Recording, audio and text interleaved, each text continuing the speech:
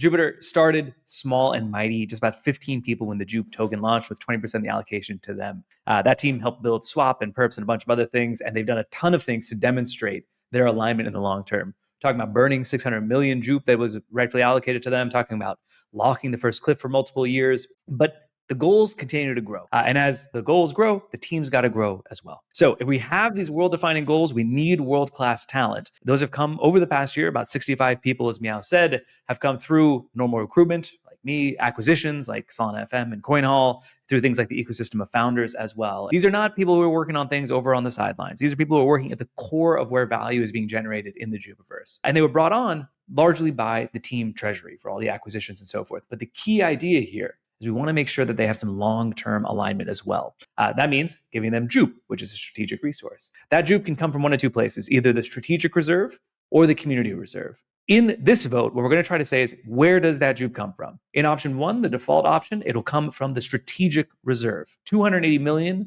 Jupe will be used out of the team's strategic reserve. And Meow, who also coincidentally has about 280 million Jupe allocated to him, will just receive his on schedule as normal, right? That Jupe, of course, is locked until June 2026, as per his prior commitments. But this option, there's some new emissions that come from the strategic reserve, but important to make sure that the rest of the Jupiverse can get built. In option two, Meow will instead front all of the acquisition and all the team expansion, costs through his personal allocation. And then in return for doing that, in 2030, he'll get his 280 million back from the strategic reserve, and then a bonus of 220 million from the community reserve as well, which is why this is a vote, because the DAO and the community as a whole are the ones who kind of approve everything that comes out of the community reserve. This means that Meow will not get a single Jupe token until 2030.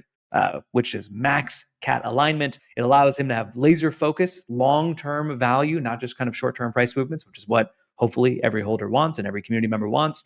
Gives that long-term motivation as well. And there's that ample time to actually build out GUM and everything else. So it's a signal to the market, to the community, to the world that the long-term is going to be important here. The vote will start tomorrow. I don't know the exact time, but it will be starting tomorrow. There'll be 3 or 4 days to go through. We're going to talk about the token verification processes and some improvements that are being made. If you've ever used Phantom or used Solflare and you've seen that little warning that says this token is unverified, trade with caution, that is because it is not on the Jupiter Strike list, right? And this is offered for free to everybody, just to help traders all over the ecosystem. But the times have changed and things have gotten a little bit tougher. The process right now, somewhat manual. It requires teams to submit their Twitter where they post the CA, to share the CA, of course, and then it looks at a few key metrics, number of holders, volume, and a few other things. And then it is reviewed manually by a small set of folks, and it has to get at least 2 votes before it actually gets verified and added to the strict list. That's the current way to go, but that's not the way things are going to be into the future. So we need to redesign the verification process and define it. This idea of blue chip verification, that's actually reserved for only key tokens in the space, right? Like USDC or Jupe or Trump. This list will actually be very, very, very limited. So we have this thing called organic score that tracks how many people actually are buying the token. We'll also be introducing a way for someone to upvote or validate a token and stuff, right? Or flag a token based on a pre-existing score. There will be some kind of verification, some kind of automated verification that if a token hits a certain threshold, right, they'll actually be up there. It just means that there's actually real traders buying in. It doesn't mean that it doesn't rock. If a token cannot find enough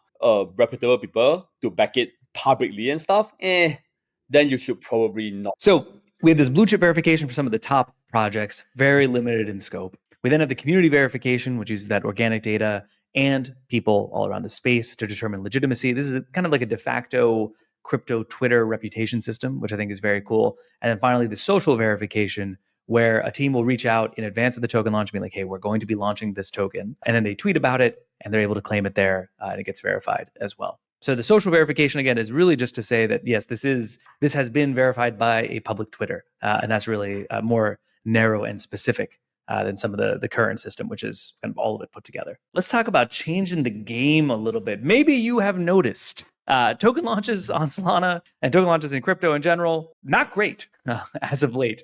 I think there is kind of widespread cynicism and disillusionment, and so nothing's really able to grow. And so what we wanted to talk about now is how we might be able to start to shift the launch meta more towards CAT, certainty, alignment, and transparency. This is an idea that we've been talking about in many Jupe rallies. One of the things that I'm actually really proud of in the Jupe token is that we have always been very focused on one thing, right? We want to kind of like give people a lot of certainty about where the tokens are going to and coming from. We actually focus a lot on alignment. We spend probably 90% of our thinking in terms of like how do we kind of make sure that we operate in a way that is fully aligned. And then and for transparency, like, okay, every juke token that goes in that comes out of the reserves or Genesis, we account for them. So the C and the A and the T, I think always are very important for us. These ideas have been critical to the way that, Jupe, the token itself, was launched, and then how the LFG launches were designed. And now the idea is to start to, use this to experiment a little bit further. So introducing the CatPad. Meow, what is the CatPad? Basically, we are going to kick off 3 most launches. One is a kickstart. Second is a coming soon and coming soon. We know what these are. We're just kind of building up a little suspense, and hopefully every week we will reveal a new mode of launch. But yeah, Kickstart is going to be the first one. So you commit to back a certain fund. Then if the funding goal is met, the launch proceeds. Say you set the target as 5 billion and you set 20% of it for liquidity pool. Therefore, your fundraise target is 1 million. It's a very simple model. The pre-sales provide the liquidity, but they cannot dump because liquidity is locked. Which means also they cannot rug pull, right?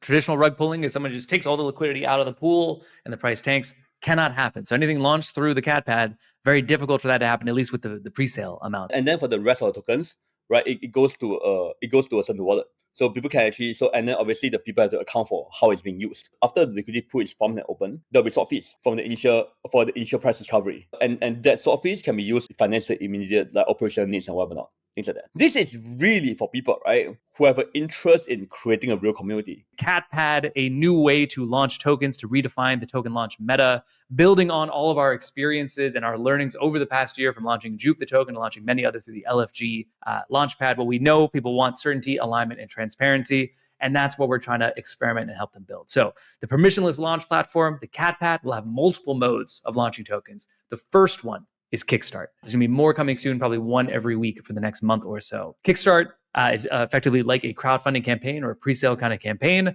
where you can launch a token, identify how much you're trying to raise. It'll make sure that there's on-chain vesting and locked liquidity so that you cannot do a hard rug pull, but swap fees go to the token creator so they can fund the operations, the Telegram, the deck screener, the sex listings, etc. And ultimately, what we're trying to do, reduce risk for participants, align the project and the community interest, and have super clear and open tokenomics coming as well. But we need your feedback to make it work, folks. So please do check us out in Discord on Thursday. We'll do a thinking out loud session. If you have ideas on what the right parameters ought to be, we'd love to hear them. And then on the weekend, we'll probably do a Twitter space and invite everybody else in as well.